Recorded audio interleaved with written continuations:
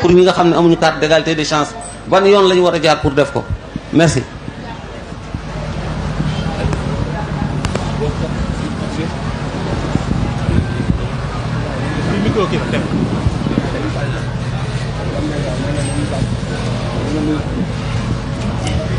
Salaamaaleykum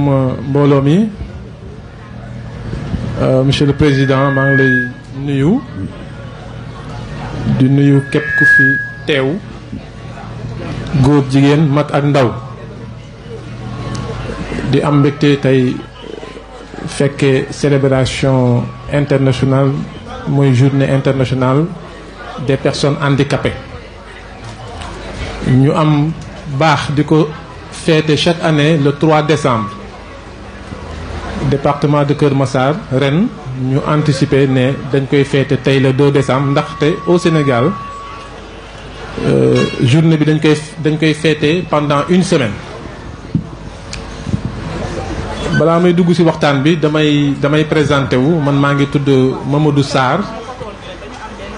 man maa jiite le CPRS de Keur Massar maanaam centre de promotion et de réinsertion sociale tey ma ñëw fi ànd ak samay collègues samay adjoint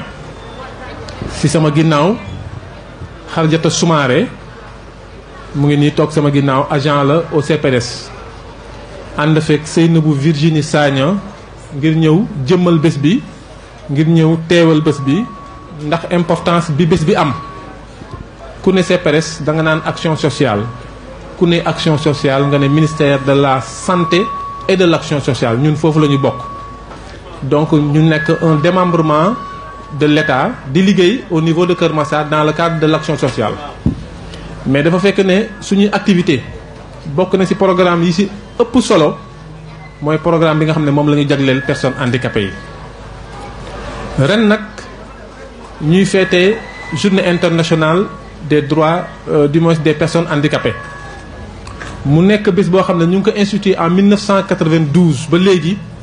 ñu ngi koy fêter ça fait 30 ans ren chaque 3 décembre les Nations Unies ñoo jàpp bés boobu ne moom lañ koy fêtel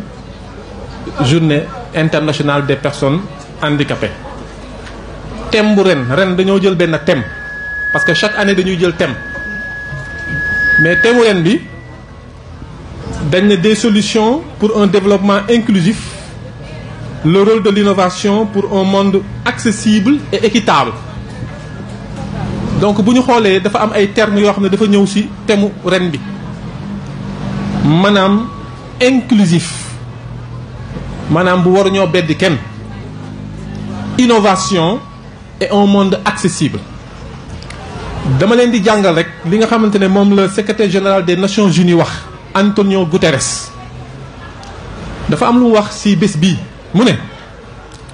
notre monde traverse toute une série de crises dont les personnes handicapées ressentent les effets de manière disproportionnée nee na suñu àdduna bii ñu nekk nii dañoo jànkonteel ay jafe-jafe yu metti ay crises yu metti te ñi nga xam ne ay personnes handicapées lañu ay waay laago lañu ñoom ñoo ko gën a yëg mu ne nag il faut des solutions radicales si nous voulons sauver les objectifs du développement durable et ne laisser personne en rade moom mu ne nag dañoo war a góorgóorlu ci ay solutions yu dëgër yu radicales pour li nga xam te mooy solution yi nga xam te moom la ñu bëgg ci développement durable ñu mën ko atteindre te loolu pour ñu atteindre ko waru ñoo bàyyi kenn ci ginnaaw maanaam warul am beddikoo waru see mën a nekk donc bés bi solo bi mu am c'est mondial parce que ONU ci boppam moom moo ko gàddu ñun nag bu ñu ñëwee au Sénégal et plus particulièrement à Keur Massar dañu am mbégte lool fekk bés bu mel nii parce que je pense que président bi Keur Massar nekkee département ba léegi c'est la première fois que ñu feete ko su ma juumulee donc mu nekk bés bu am solo les personnes handicapées dans le département de Keur Massar bu ma leen joxee xayma bi di ngeen xam ne am na lu ñu def mais ci wàllu recensement mais aussi am na lu des parce que Sénégal ba mu daj dañ ne am na 800 000 personnes handicapées juróom-ñetti téeméeri junni waaye laago mu ngi ci Sénégal des personnes handicapées yi ñu ngi représenter 5% de la population maanaam 17 millions yi boo jëlee les 5% ce sont des personnes handicapées. Donc mu nekk benn partie de la population boo xamante ne c'est non négligeable. loolu question de justice la léegi nag nekkatul question de justice dafa nekk question de développement. Il y va de notre avenir. Il faut que personne handicapée yi cër bi ñu am ci réew mi ñoom ñu motale ko seeni droit ñoom ñu jot ci. looloo tax nag État du Sénégal en 2010 mu mettre en place la loi d'orientation sociale. loi boobu moo fi créé li ñu naan les cartes d'égalité des chances. carte d'égalité des chances boobu nag dafa entrer dans la politique sociale de l'État du Sénégal pour permettre à ces personnes handicapées là ñu jouir des avantages. fii may wax ak yéen l'État du Sénégal defar na 69 289 cartes d'égalité des chances yoo xam ne defar nañ ko distribuer nañ ko aux personnes handicapées. biñ ko defaree ñu ne woon ne carte boobu dafay ànd ak ay avantages ñu ne boo amee carte bi mën nga see faju à travers SEMI. ñu ne boo amee carte bi mën nga see am bourse de sécurité familiale à travers la délégation générale. ñu ne boo amee carte bi mën nga see am transport Dakar Dem Dikk. ñu ne aussi boo amee carte bi temps période Covid bi personnes handicapées yu bëri joxoon nañ leen dund. dëgg la naam am na ay difficultés am na ay jafe-jafe waaye tamit nguur gi am na lu mu ci def parce que boo xoolee ñi nga xam ne am nañu couverture maladie universelle ñu ngi toll ci 24000. ñeenti junni ak juróom-ñetti téeméeri personnes handicapées tey ñu ngi wax ak yéen ci Sénégal ñu ngi faju à travers seen carte d'égalité des chances. boo xoolee ci wàllu bourse de sécurité familiale juróomi junni délégation aaroon na leen ñuy jot seen bourse de sécurité familiale à travers le Sénégal. transport Dakar Dem Dikk 633 juróom benn téeméer ak fanweer ak ñetti personnes handicapées fii may wax ak yéen ñu ngi ak seen carte de transport ci biir Ndakaaru di dem ak a dikk. nga dem ci Covid bi ñi nga xam ne personnes handicapées joxoon nañ leen ay ndimbal mot nañ fukki junni ak juróom-ñetti téeméer. donc mu nekk ay jéego yoo xam ne État du Sénégal mu ngi ciy góorgóorlu naam des na waaye ñu ngi ciy góorgóorlu avantage yi nag incha allahu rabbi xam naa dinañ ci gën a dinañ ci gën a waxtaan parce que avantage yi loolu vraiment il faut ñu insister ci. lan moo tax ñu war see insister dafa fekk ne loi la c'est une loi c'est la loi d'orientation numéro 15 du 6 juillet 2010 moom moo jox ay avantages les personnes handicapées dañ ne képp koo xam ne waaye laago nga boo ñëwee action sociale ñu enrôler sa dossier ba sa carte génn da nga war a jouir ci avantages yooyu maanaam da nga war a faju te doo fay da ngaa war a am bourse de sécurité parce que président de la république moom moo ko waxoon mais aussi da nga war a am transport Dakar Dem Dikk bu dee ci région de Dakar nga nekk. am na nag yeneen avantages yoo xam ne da see dolleeku ci wàllu éducation ñi nga xam ne ay étudiants lañu nekk waay laago nekk université bu dee da nga nekk waay laago nekk université loi bee ko wax de du man maa ko wax. dafa ne boo demee université dañ lay wutal néeg obligatoire da ngay am néeg te néeg bi ngay am ci suuf lay nekk boo nekkee waaye laago nekk étudiant boo demee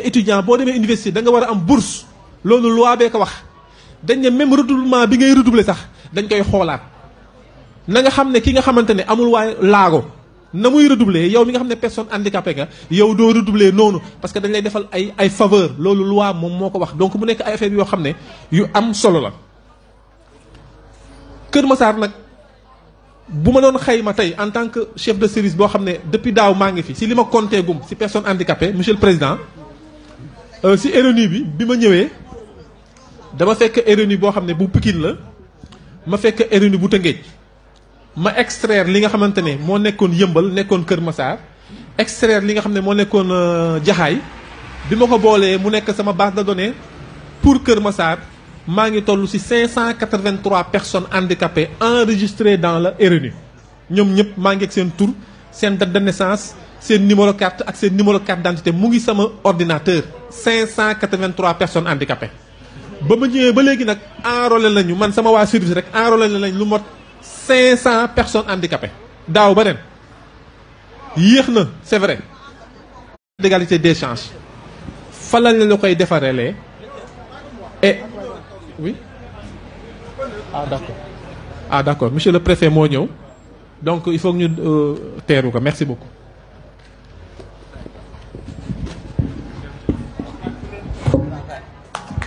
acca tàccu leen monsieur le préfet waaye ñu teeru ko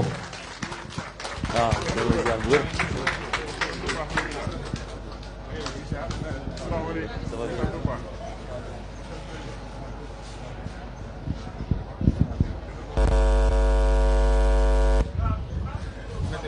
Voilà, sa portable jël nga.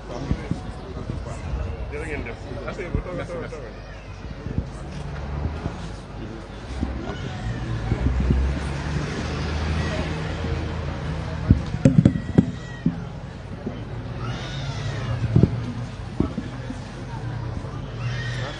jërëjëf monsieur le préfet ñu ngi lay nuyu waa di la dal jàmm. donc dama doon wax ne au niveau de Kër Massar dans la base RNU am nañ 583 personnes handicapées yoo xam ne dañ leen inscrire dans la base RNU. ñun au niveau de notre fichier il y a une centaine boo xam ne daaw ba ren enrôlé nañ leen mais ma ne jafe-jafe yi nga xam ne moo am ci délivrance carte d'égalité des chances bi. je pense que léegi mu nekk un mauvais souvenir parce que léegi dañoo bëgg képp koo xam ne da nga ñëw action sociale pour ñu enrôler la carte d'égalité des chances dañoo bëgg boo fa ñëwee ci saa si ñu photo la ci saa si defaral la carte bi ci saa si imprimer ko jox la ko yow nga dem. wala boog bu yéexee ba yéex au niveau départemental boo demee foofu en tout cas daal les délais seront réduits xam nga bu njëkk ba da nga naan déposer carte d'égalité des chances mu am at ñaari at ba ñetti at am na sax ñoo xam ne dañuy dem ba ñeenti at seen carte duñ ko gis. yenn carte yi sax dafay réer parce que dañ ko daan dajale au niveau national yóbbu ko ministère jox ko benn imprimeur bi su ko imprimer ñu war ko distribuer da daan am ay carte yoo xam ne day réer da ngay gis carte Kër Massar dem Bignona carte Bignona dem Saint-Louis am carte yoo xam ne photo yi dafay deñ am carte yoo xam ne da daan am erreur matérielle mais loolu yëpp léegi je pense que c'est un mauvais ce sera un mauvais souvenir parce que man ba ma demee ci séminaire bi bërki démb ak bërkaati démb jox nañu ay portable yoo xamante ne dañ ko paramétrer par rapport à un logiciel boo xam ne fa lañ leen di enrôler donc daal ci tënk loolu laa amoon loo xam ne monsieur le président laa bëggoon wax ci carte d'égalité des chances yi di wax ne avantages yi ñu ngi fi les avantages liés à la carte ñu ngi fi xanaa peut-être dañuy gën a xeex rek gën a góorgóorlu rek su ko defee avantages yi gën a dolleeku surtout nag li nga xam ne mooy bourse d'égalité des chances bi ñu jéem a wax tamit transport bi aussi ñu jéem a xool nan la ñuy xeexee pour su ko defee lu mel ni TER bi lu mel ni BRT bi personnes handicapées yi aussi mën see am gratuité di man di dem donc mu nekk au bénéfice de ces personnes handicapées là. donc daal looloo nekkoon ci tënk monsieur le président monsieur le préfet je vous remercie. voilà jërëjëf directeur kontaan nañ ci waxtaan bi jàng nañ ci lu bëri won nga ñu ne centre de promotion de réinsertion sociale mu ngi ci liggéeyam. xam naa ne ñun ñoo war a gën a góorgóorlu gën a jege si parce que bu fekkee ne yéen da ngeen fi nekk pour comme on dit la réinsertion des personnes te personnes handicapées yi bokk ci couche boobu muy couche vulnérable bi kon defe naa dafa war am benn lëkkaloo bu war a am suñu diggante te li ñu won ni yaa ngi ci ay dispositions yu baax pour accompagner ñu parce que ci liggéey bi la bokk. waaw bu ñu weesoo ñu ngi nuyu adjoint préfet ñu ngi koy nuyu di ko tatagal ci jotaay bi di ko gërëm di seede association personnes handicapées yëpp bu fekkee administration territoriale la ñuy wax ak démembrement am ñun wóor nañ ne am nañ fa écoute oreille attentive au niveau des autorités parce que pas plus tard que semaine passée am nañ fa ay rencontre ak ñoom toog waxtaan mais gis nañ ne ñoom ñoo gën a engagé wu sax ba ci activité bi jàpp nañ ci jàpp boo xam ne yàlla rek a xam kon au nom de toutes les personnes handicapées et des associations ñu ngi remercier le préfet l'adjoint du préfet en fait tout le commandement territorial du département de Kër Massar bëggoon naa ngeen tàcc loolu nag bu baax waaw su loolu weesoo nag maa ngi jox président mu introduire préfet xam naa ne jot amul mu am lu mu sànni ci waxtaan bi rek après ñu continuer panel yi.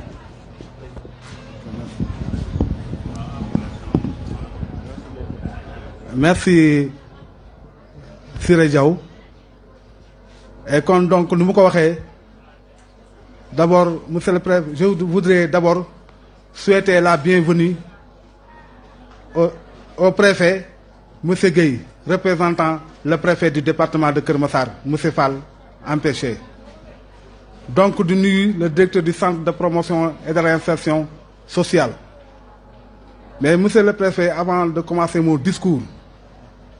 je voudrais tout simplement remercier tous ceux qui ont eu à contribuer pour la réussite de cette manifestation. Je veux citer la Direction générale de l'action sociale, représenté ici par son directeur, M. Mamadou Sarr.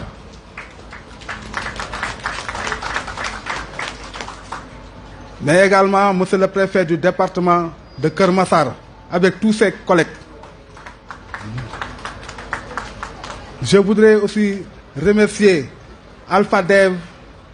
mais également notre frère le président du mouvement Jariñu, Omar Yaya Sow, qui est un jeune cadre très engagé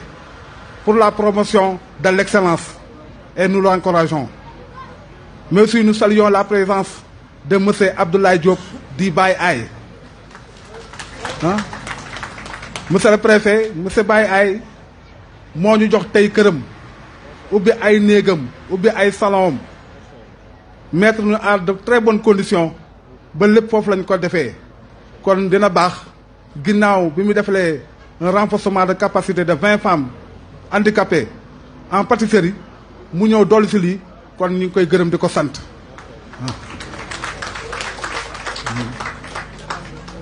Donc di remercier aussi ñi nga xam ne ni ñoom ñooy notable yi fi nekk muy ñi nga xamante ne délégué de quartier yi la ak imam yi la ak chef de village, mais aussi di remercier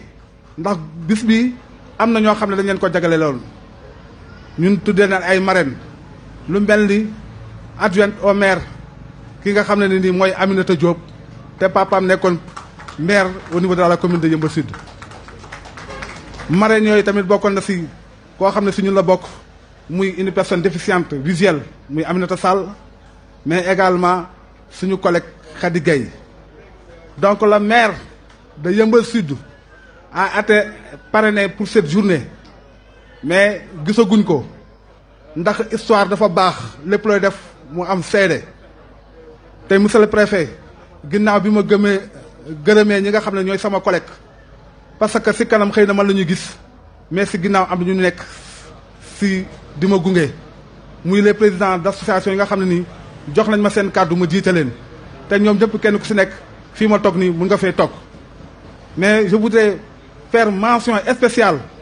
aux braves femmes en commençant par la présidente des femmes Ndeye Ndiaye ak ñi ko xam ne ñoo koy accompagner.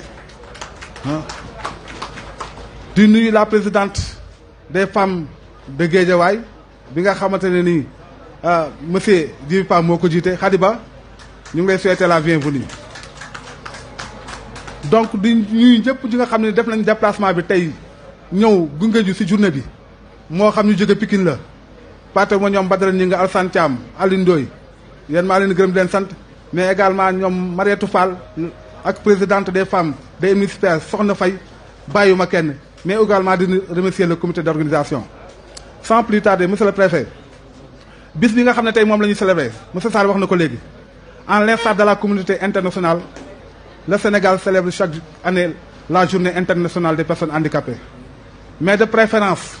pour ne pas se télescoper avec les autres activités, la fédération départementale de Keur Massar a choisi ce vendredi 2 pour célébrer sa journée. Nous choisir un thème très important qui est le développement local inclusif, prise en compte des personnes handicapées dans les politiques publiques et des projets locaux. Lu muy wundu mooy gis nañ ne tey état du Sénégal à travers ses efforts def na ay efforts yu bëri monsieur Sarr l'a rappelé tout à l'heure mooy def teg na loi d'orientation sociale, signé na le premier décret 1038 du 2 octobre 2012, signé na le décret approuvant le programme national de la réadaptation à base communautaire en juillet 2018, mais également le recrutement des personnes handicapées dans la fonction publique, mais aussi ñi nga xam ne nii tey enrôlé leen dans la couverture maladie universelle, mais avec dans les bourses de sécurité familiale. Mais gis nañ ne malgré tous ces efforts, monsieur le préfet et monsieur le directeur du CPRS, soyez notre interlocuteur. Ndax par rapport à ces efforts, monsieur Sarr l'a rappelé tout à l'heure, la carte d'égalité des chances, qui est instituée par l'article 3 de la loi d'orientation sociale, qui donne aux personnes handicapées détentrices de ces cartes différents services et des avantages dont a cité tout à l'heure monsieur Sarr. Benn bi mu jëm ci wàllu transport, nu mu ko waxee éducation, formation, santé. mais gis nañu services yooyu yëpp am na mais dafa des ndax si les 24 728 personnes handicapées yi nga xam ne enrôlé dans la CMU gis nañ ne maanaam naam enrôlé nañu mais l'accès à la santé ça pose problème parce que boo demee tey ces structures sanitaires yi maanaam ñi nga xam ne ñoo war a faj par rapport ak ñi nga xam ne ñooy mutuelle de santé yi il y a des problèmes et je parle sous le témoin de madame Codou Sarr qui est la gérante de la mutuelle de Yeumbeul Sud. am nañu ay carnet am nañu carte mais fajo bi ça pose problème bourse de sécurité familiale comme ni ko président waxee woon bi muy lancé la carte d'égalité de chance le 30 avril 2015 ne woon bépp woy laago bu nga xam ne am na carte bi dañ la enrôler pour nga am bourse de sécurité familiale. mais ce qui est frustrant monsieur le préfet mooy ñi nga xam ne am nañu di am bourse ñeneen ñi am nañu carte amuñu bourse te loolu mënoo ko indil lay moo tax suñu proposition monsieur le préfet dans le RNU ñu jël toutes les personnes handicapées yu am carte d'égalité de chance ñu enrôler leen RNU ñu mën a am bourse de sécurité familiale mais mën a accéder à la couverture maladie universelle.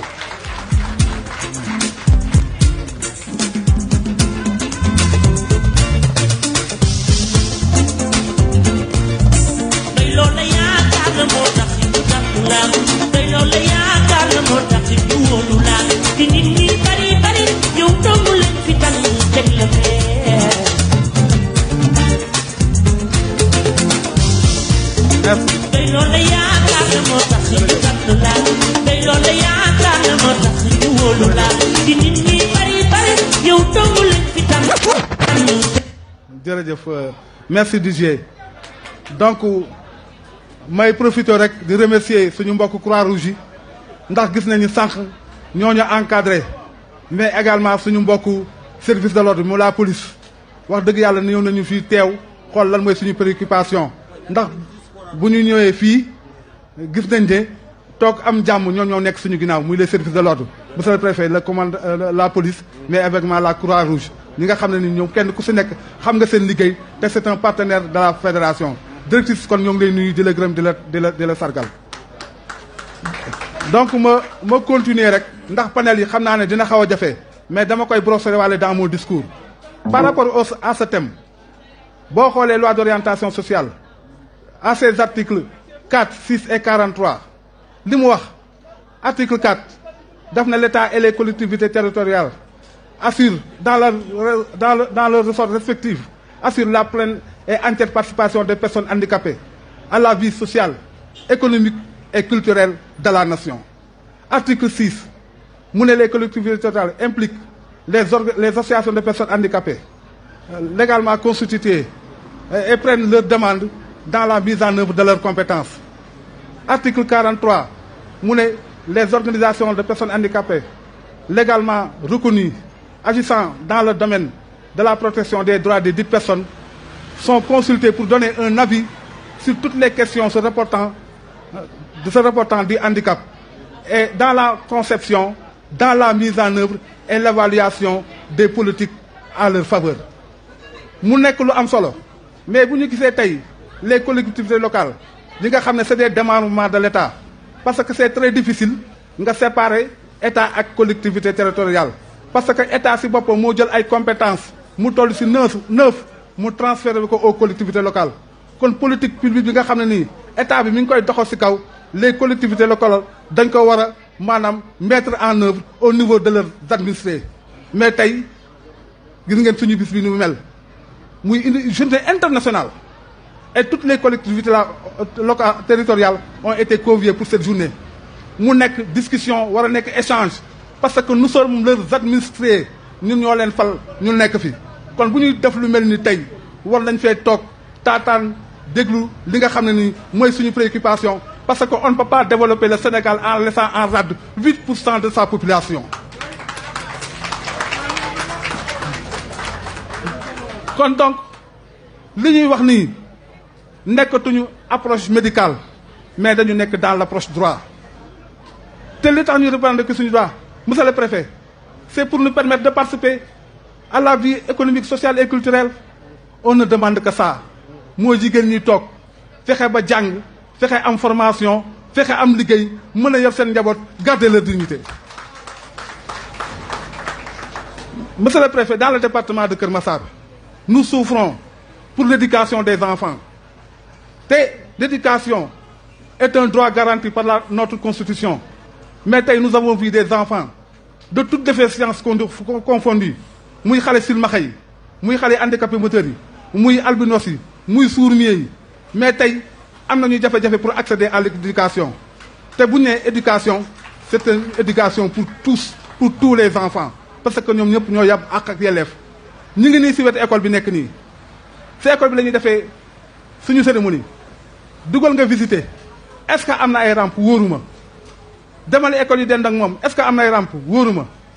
Mais tey monsieur le préfet il y a des adolescents handicapés yi nga xam ne seen yaay ngi ne toog si ginnaaw chaque jour dañuy ñëw di jooy suñu wet naan amuñu fu ñu jàngee. moo tax nous plaidons pour la construction d'un centre de formation inclusive qui prendra en compte tous les enfants de personnes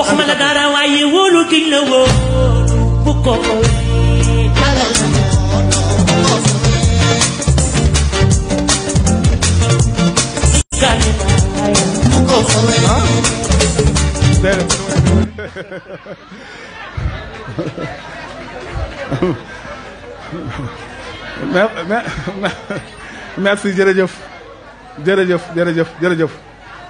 Donc, je vais venir aux recommandations, monsieur le préfet, monsieur le directeur du centre de formation de Keur Massar. Je n'oublie pas notre ami, monsieur Ousseynou Diop. maa ngi lay gis ci sama xol ak ci sama xel ak sa délégation ñoom roon ñëpp mais également les relais communautaires Ramaka ak ñi nga àndal les bàjjenu gox ñoom ñëpp tey dañu ñëw pour se solidariser avec les personnes handicapées de Keur Massar kon ñu ngi leen di jaajëfal. donc li ngay xam ne moom laay wax pour recommandation monsieur le préfet panel bi yëpp li ñu bëgg wax yëpp xaju fi mais di wax ne chaque année chaque commune du Sénégal day élaborer un budget. Mais dans ces budgets-là, nous avons senti que les personnes handicapées sont laissées en rade. Et que, tey jii, maanaam lu ñu war a promouvoir mooy ñu tabax ay budget sensible au handicap. Le budget sensible au handicap du dara lu dul booy tëkk budget dans tous les secteurs muy éducation muy formation muy santé maanaam nga jël ci les préoccupations des personnes handicapées loolu mooy budget sensible au handicap. La fédération, avec ses partenaires, sont en train de travailler pour renforcer les capacités de tous les conseillers municipaux du département de Keur Massar. Donc, beaucoup de signes recommandés. Monsieur le préfet, vous avez approuvé les budgets. C'est vrai que vous êtes là pour le contrôle de l'égalité. Nous sommes madame wañ loxo maire na ngeen def li par force mais sensibiliser leen ne leen kat way laago yi seen ñooñ lañu mais aussi dañu bokk ci ñeen man mi tay yalla dogal na je suis conseiller municipal. Il y a d'autres personnes handicapées qui sont des conseillers municipaux dans d'autres communes. Kon tay ñun li ñuy wax mooy maanaam la participation citoyenne ndax maanaam xel foo dem fekk ko fa. Beneen recommandation mooy par rapport ak couverture maladie universelle. Monsieur le préfet ñi nga xam ne amaguñu chance ñoo enrôler leen ci mutuelle de santé yi te ñu am seen carte ak ñi amagul seen carte. Monsieur le préfet, insistez devant les maires que kenn ku si nekk dans sa commune mu def une identification def benn diagnostic xool ñi nga xam ne ñoo ko yeewoo ñuy ay way laago jamatuma sax si ñoom mais ak seen i njaboot ñoo enrôler leen dans les mutuelles de santé. ndax pour nga am un développement inclusif mais il faut nit ñi wér bu nit ñi wérul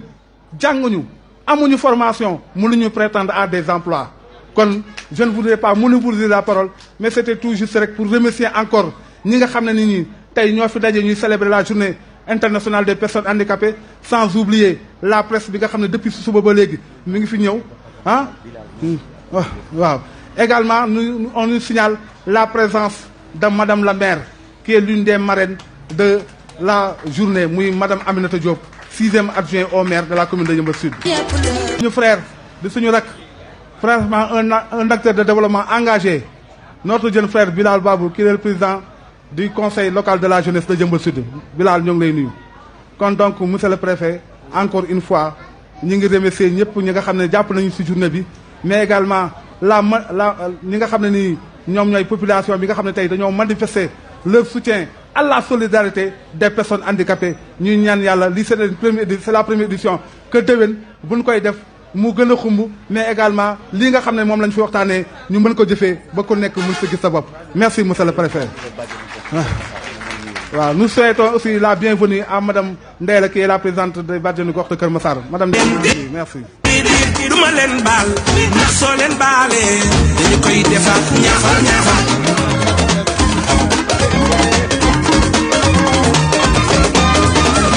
man suma sañsee ba doose gis képp ku ci mel yow dangaa soxor bégal bégal.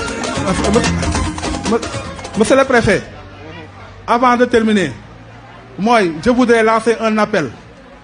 que monsieur le préfet les projets ak les programmes yi nga xam ne ñu ngi koy teg ci biir département bi te am yoo xam ne seen service ci la ñu aajow lu mel ni ay espace emploi bi nga xam ne ni nekk na fii au niveau du département de Kër Massar pôle emploi ñu gën a mën a jël en compte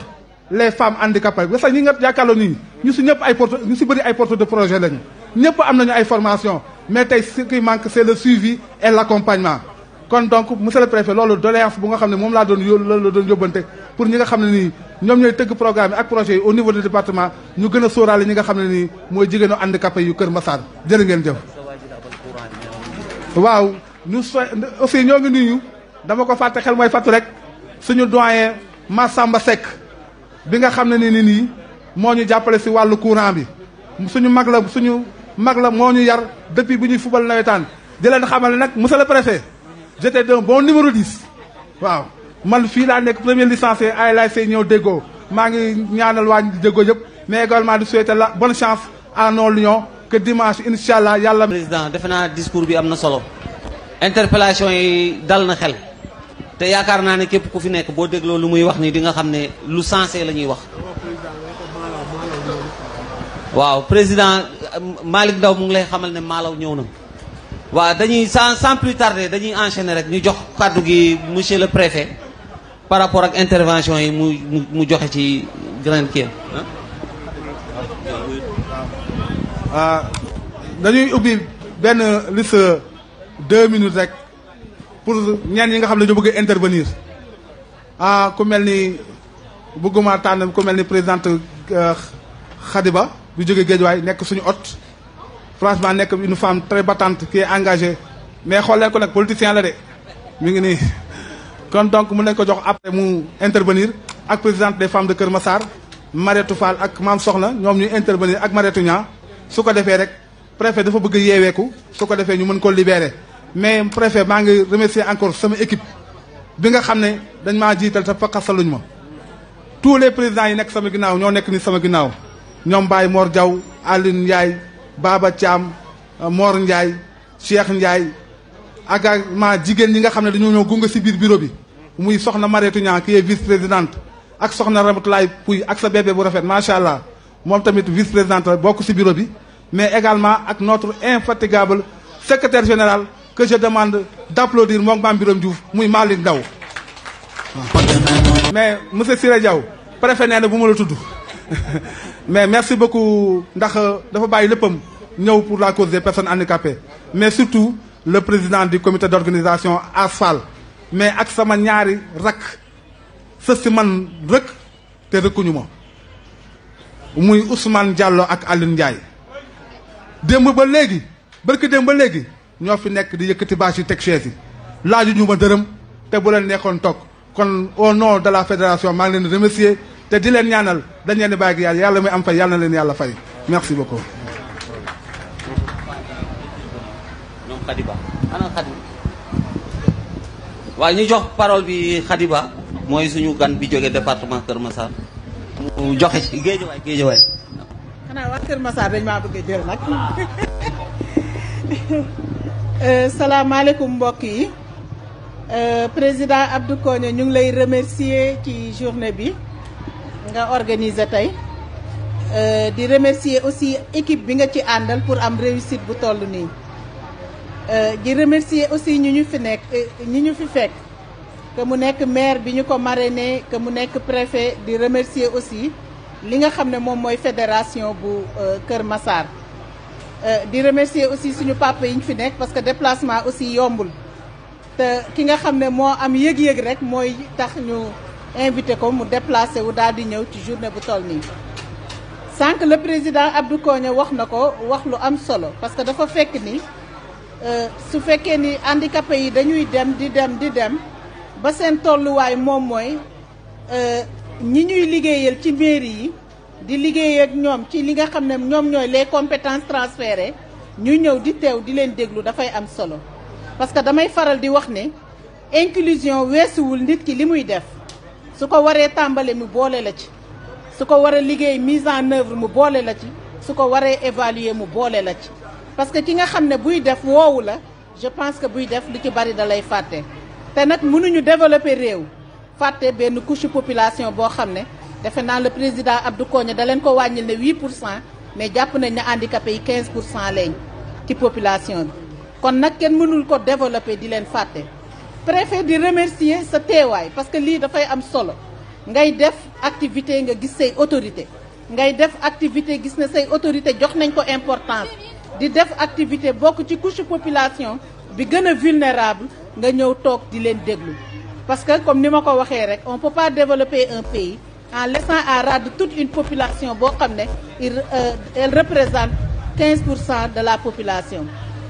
leneen li nag dama koy accentuer ci li nga xam ne moom mooy la loi d'orientation sociale par rapport à certains articles muy l'article 47 l'article 47 dafa ni ñu def de telle sorte que y aura un fonds de promotion économique pour les personnes handicapées et jàpp naa ne lépp lu mën a régler la problématique des personnes handicapées dafay bokk ci seen autonomisation dafay bokk ci seen dem école dafay bokk ci li nga xamante ne suñu rendre le système éducatif inclusif dina leen permettre ñu dem ba am autonomisation di rafetlu teewaay bi di remercier jigéenu waa Kër Massar di remercier ñëpp ci invitation biñ ma defal tey wax ji du bëri parce que journée bi suñu journée la et damay jàpp ne l'engagement est là ne ñu fexe rek ba le budget participatif aussi bi ñuy wax handicapés yi xam ne ñoom c'est un mouvement de pression il faut que ñoom aussi ñuy nangu di jël affaires yi leur problématique def ko de telle sorte que dinañ ko inscrire dans le budget des politiques publiques def ko seen préoccupation di ci wax bu fekkee ne ñun ñoo ko war a waxal suñu bopp ñu di ko wax su fekkee ne ñun ñoo ko war a plaider ñu di ko plaider suñ ko waree wax ba ñu def ko une affaire publique aussi ñu def ko noonu donc président Abdou Kogne merci beaucoup ci invitation bi Guédiawaye est derrière vous pour la réussite de cette journée merci beaucoup.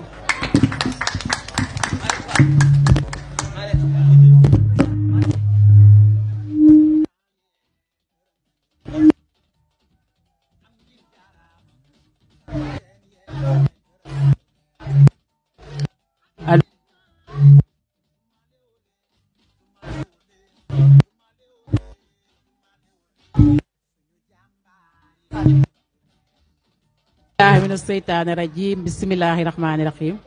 maa ngi nuyu képp ku nekk ci tànt bi rek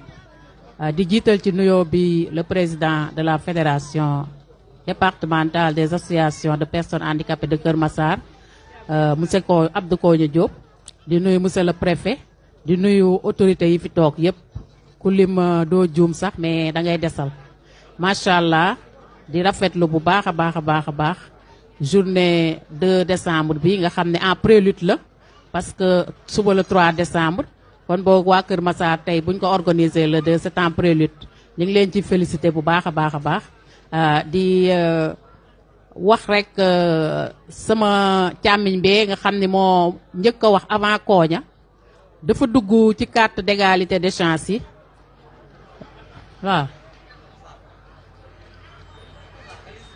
waaw sama càmmiñ bee dafa dugg ci carte d'égalité des chances yi directeur Sarr parce que nee na léegi carte d'égalité directeur Sarr dafa ni léegi carte d'égalité des chances yi dinañu dem ba nga xam ne léegi boo ñëwee déposer sax joxe sa photo rek ñu defal la ko ci saa si vraiment loolu moom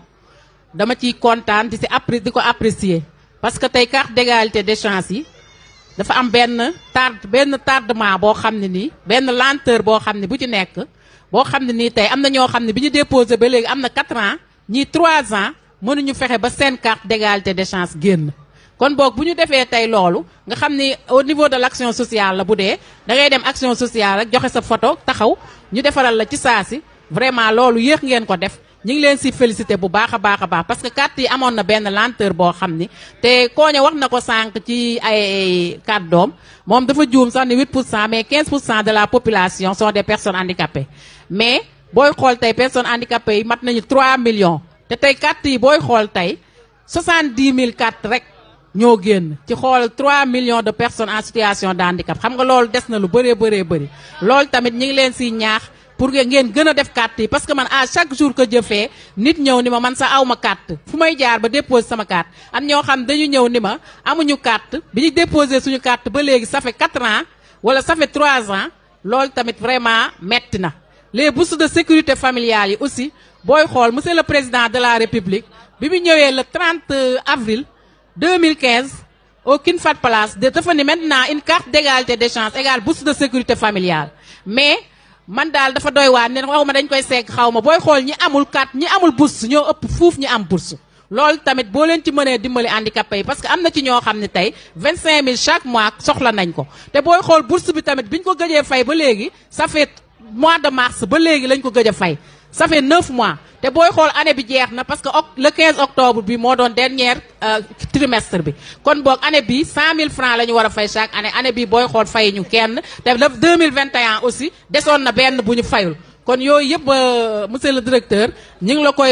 ngi la si soññ pour nga jéem cee réfléchir koñ dafa wax tamit si article 4 bi mu koy wax sax xam naa ne kiiwul parce que article 4 bi moom dañu ni toujours les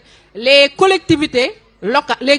locales impliquent les associations de personnes handicapées et prennent en compte leurs demandes dans la mise en œuvre de leurs compétences en matière sociale kon boog tey maire yi tey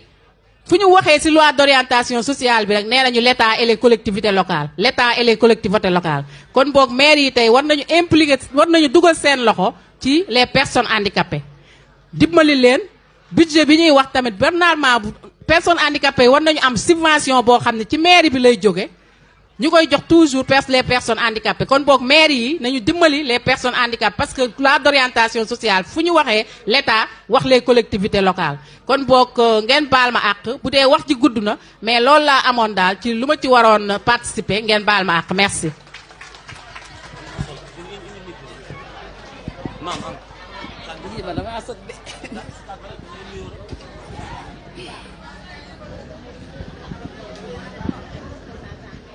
asalaamaaleykum mbooloo mi maa ngi nuyu ñëpp di jiite ci nuyoo bi Abdou Koña Diop di nuyu madame la maire di nuyu le préfet di remercier képp koo xamante ne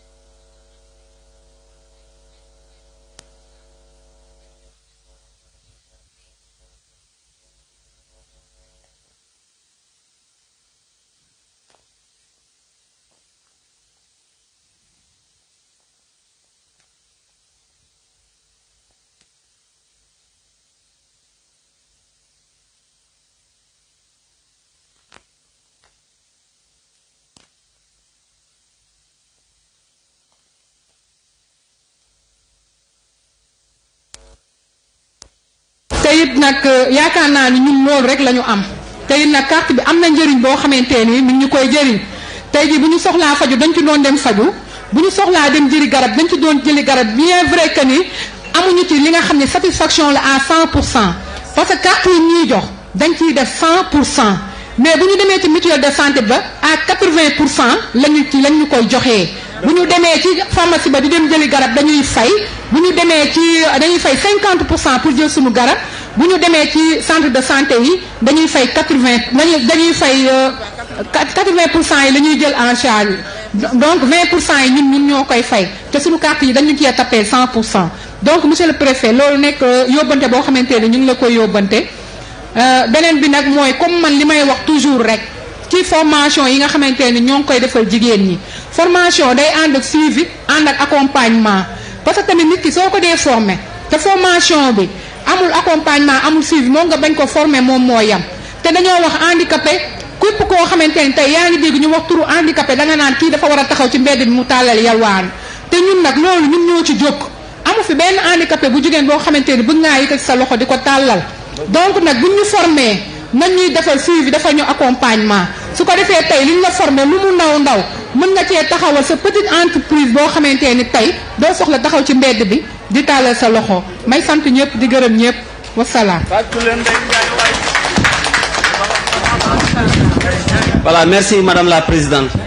Et maintenant pour clôturer comme carte gi nii la demee maanaam présidente première kii adjointe au maire commune Yeumbeul Sud moo ko waroon ubbi sax parce que ci commune bi la xewee mais comme que yàlla def na léegi la ñëw ñu jox ko moom it mu sànni ci kàddoom parce que ñoom ñoo teeru tey fédération départementale bu Kër Massar bi ci commune Yeumbeul Sud ñu jox Ami Diop 5e vice adjointe au maire mu joxe ci kàddoom.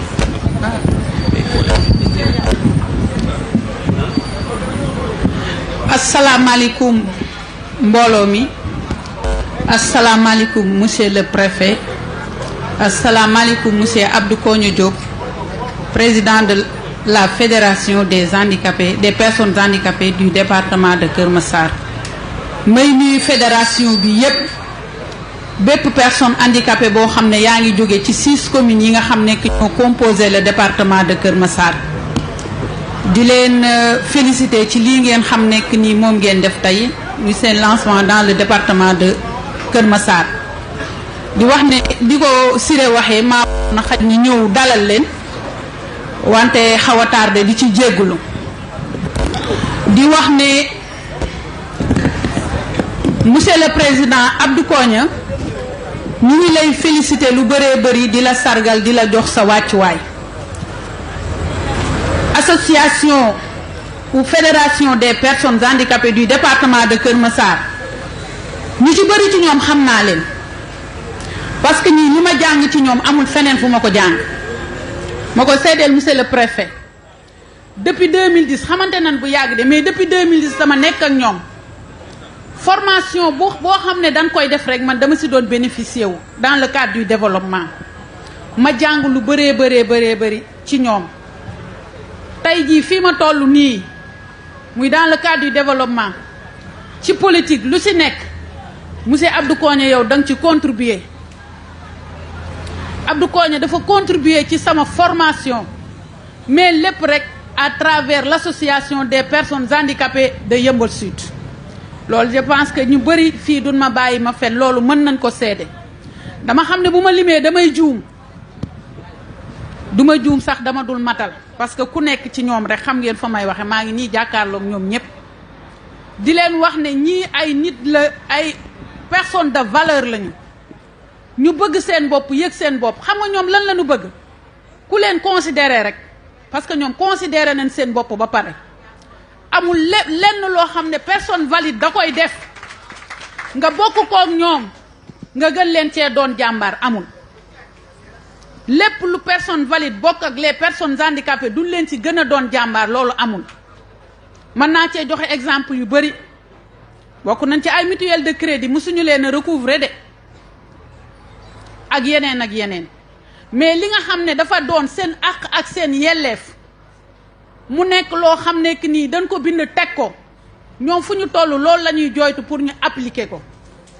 kii ma dendeel nii sama ndejoor sama cousine la li ma njëkk a posé mooy ne ma est-ce que ñoom bu ñu demee ci centre de santé yi dinañu fay ma ne ko si dina am lu ñuy contribuer kon loolu defe naa loolu dañ leen a war a jël prise en charge totale la war a doon. am na doon naa liggéey benn ONG waa ji Rwanda la daf ne ma Aminta bi ma ñëwee Sénégal lu ma njëkk a impressionné mooy amul dara lu ñu prévoir pour les personnes handicapées mu ne loolu moo ko njëkk a impressionné fii ci Sénégal. mu ne bu ñuy dugg ci bus yi ñoom dañuy débrouiller ak yeneen exemple yu bëri kon loolu nag monsieur le préfet ñuy ñaan état du Sénégal mu ciy bàyyi xel lu bëri ci yi nga xam nekk ni infrastructure publique yi nga xam nekk dañ koy construire ñu leen ciy bàyyi xel lu bëree bëri li nga xam nekk ni wax nañ ko sur la loi d'orientation sociale ñu leen koy appliquer à 100%. mais nag nit ki itam boo ko mayee bopp rocci làmmañ dafay am lu dafa foog muy ñaxtu du ñaxtu sax mais ñaaxaat leen rek leen ba loolu ñu xam nekk ni wax nañ leen ko muy seen àq ak seen yelleef ñu leen ciy jàppale lu bëree bëri loolu laa amoon lu ma ciy wax di sant di gërëm di leen encourager di leen wax nag félicitations monsieur Abdou Kogne merci.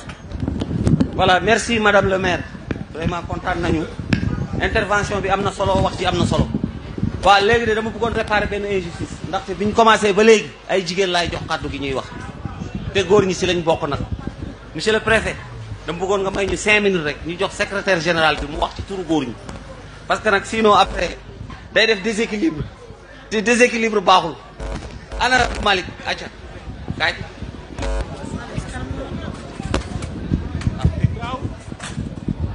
boo paree rek après ñu jox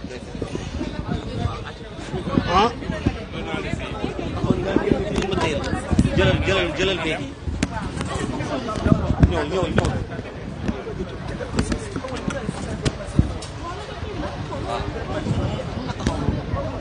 waaw wala da ngay toog bee gën waaw toog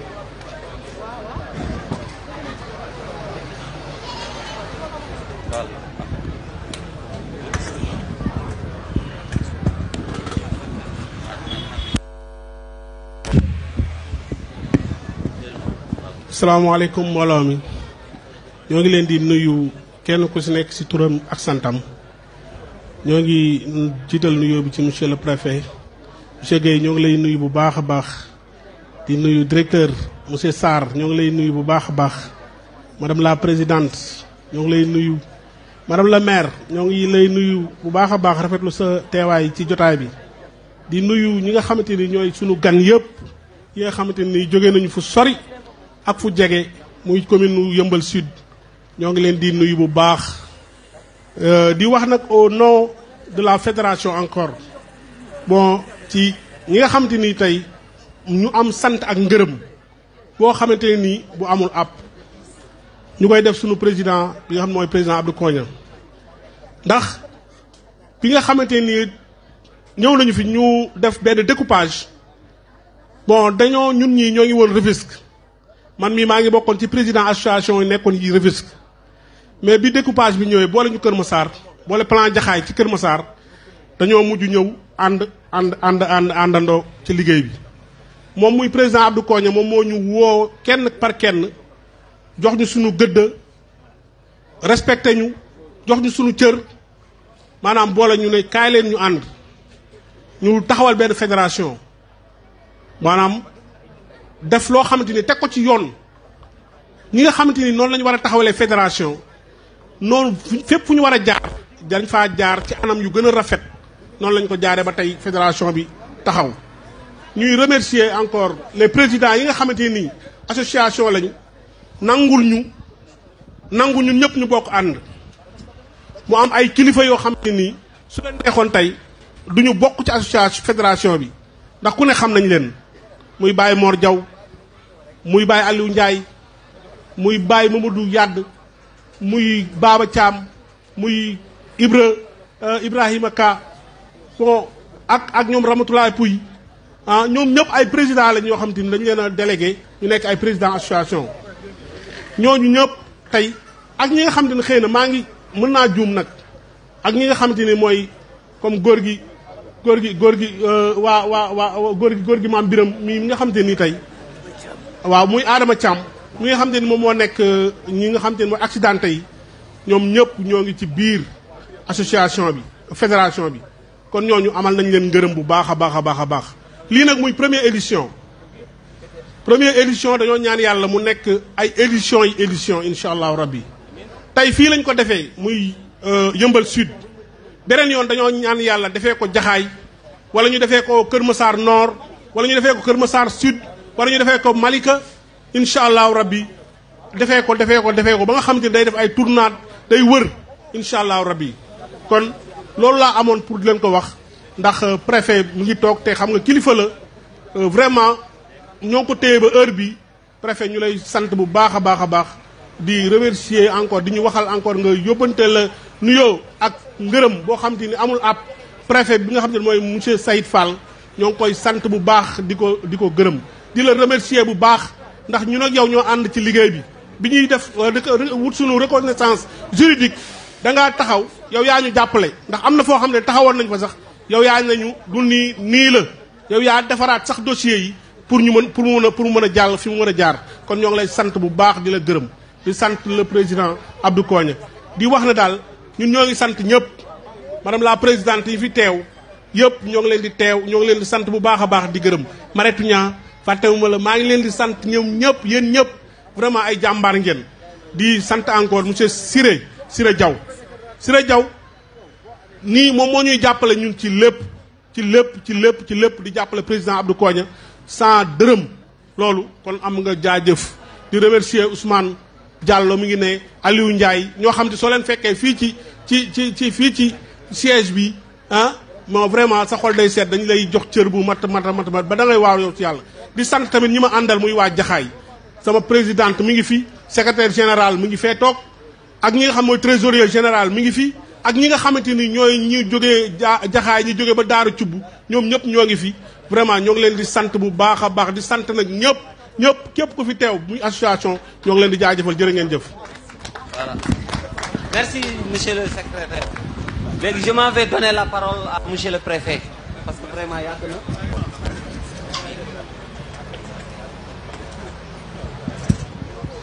chaise. bref. dégg micro yi dañoo bëri. du ceeb de.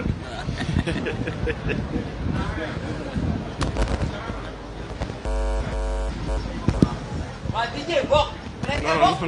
DJ. DJ. salaamaaleykum mbooloo mi ñu ngi leen di nuyu ku nekk sa tur ak sa sant di jiital ci nuyoo bi monsieur le président Abdou Kogne Diop président de la fédération départementale des associations de personnes handicapées di ci teg kilifawu commune bii ñu toog muy monsieur le maire di ko teg ci loxo ñi ko représenté fii ci jotaay bi di ci teg monsieur le chef de service départemental de l'action sociale monsieur Sarr ici présent madame Kane mi nga xam ne moo jiite Croix-Rouge au niveau départemental di ci teg kilifa yi fi teew yëpp ñi ma toogandool ci présidium bi monsieur Diop monsieur le directeur ñu ngi lay siyaar di ci teg kilifa yi fi teew ñëpp di am kontaante participer ci célébration journée internationale des personnes handicapées mu doon première édition bi ñu koy defee fii ci Yeumbeul Sud ñuy profité ci occasion bi di féliciter la fédération pour cette innovation pour organisation bu jaar yoon bi di leen wax ni ñoo ngi seen ginnaaw incha allah ay édition ci kanam journée bi dina leen permettre comme ni ngeen ko defee ngeen mën a def benn analyse exégétique de la chose maanaam droit des personnes handicapées fan lañ ci toll fii ci réewum Sénégal ñu ci doon waxtaan keroog comme ni ko monsieur le président waxee ñu daan ne handicapé amul maa ngi dégg sànq ay statistiques ñu koy joxe naan 15% handicapé ñi naan 8% waaye bu nekkee noonu la ñuy raisonné xanaa dañuy jàpp contraire bi ñu ne 85% population sénégalaise ñooy handicapé ndax handicapé ci bopp la nekkul ci ay cër nekkul ci ay organe nekkul ci yaram handicapé ci bopp la kon loolu mooy premier pas bi fédération bi war a franchir premier pas bi mu war a teg mooy fexe ba handicapé yi xam ni ay personnes à part entière lañ xam ne ay citoyens sénégalais lañ au même titre que préfet bii toog au même titre que chef de service action sociale bii toog au même titre que ñun ñëpp handicapé existé wul léegi nag lu am mooy dafa am ay personnes yu spéciales ci biir population yi état bi war a doxal ay politique war leen jël en compte ci politique yi muy tëral war leen jël en compte ci budget yi muy tëgg ndax xam ne ñooñu ci population bi lañ bokk te dafa war a am benn assistance particulière bu ñu am moo waral sànq ñuy wax ni ba ci biir classe yi war nañoo mën a boole ay xale yuy jàng ak handicapé yi maanaam ñu sóoraale ay infrastructures yoo xam ne xale bi ñu naan handicapé bu ñëwee dina mën a jàng au même titre que les autres enfants bu ñu demee di faju ji ñu yombalal leen faj gi ndax loolu mooy yombalal leen seen dundin ak neneen ak neneen ci noonu nag ñu gis ne état du Sénégal def na ci jéego yu am solo boo leen xoolee loi d'orientation bi boo leen xoolee ni ngeen doon waxtaanee sànq carte d'égalité des chances yi boo leen xoolee bourse de sécurité familiale yi loolu yëpp doon ay efforts yoo xam ne état mu ngi koy def doyagul nag doyagul xam nañ ko waaye ñoo ngi ci te incha allah activité yu mel nii nga xam ne da ngeen di toog daal di xalaat daal di def ay plaidoyer jébbal ko autorités yi ñu daal koy jël xaatim ko jébbal ko autorités yi ca kaw ñu xam ne kat politique yi ñu doon doxal baax na waaye war nañ kaa améliorer gëm naa ne yu mel nii incha allah mooy tax ba ñu egg ci niveau d'exécution wala ci suivi accompagnement bi comme ni ñu koy waxee foo xam ne dina suturaal handicapé yépp dina leen jàppale ci seen dundin ba ñu am ay meilleures conditions de vie kon gëm naa ni foofu laay daangalee samay kàddu ma wax leen xam laa leen mere nag ndax waroon ngeen maa xaar añ dama xaw a tardé waaye jaween yi xam naa waroon nañoo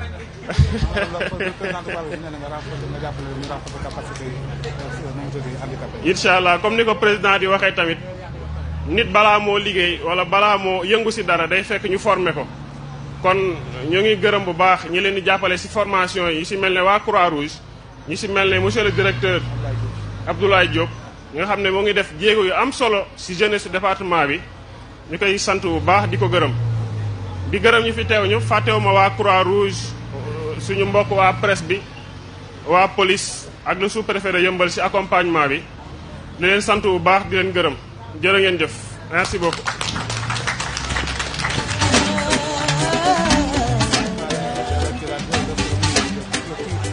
ngeen baal ma ñu daal di terminer ñaan xam naa damay jox monsieur Diop rek mu defar ñu ñaan su ko defee ñu daal di mën a yeewee ko ci jàmm. bàyyi jox bàyyi moom dimbali ñu rek sant ñu ñaan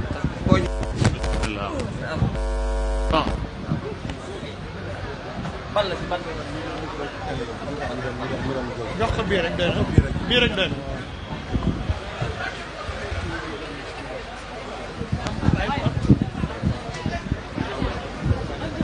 tabaarkàlla jërë ngeen jëf léegi nag ngeen déglu tuuti rek nu def ñaan di ñaan yàlla it lu nu fi ñaan yàlla nañ ko yàlla nangul lii nu fi dajale yàlla nañ ci yàlla defal ndam kilifa yi jiitu seen mébét yàlla na leen ko yàlla yeggaleel te nu bokk nun ñépp di gërëm ñépp nag di gërëm ñépp li waa ji waxoon sànq rek ku lim juum kon nan def lan defoon ginnaaw bu ñu defee ñetti istigfaar salaatu ala nabi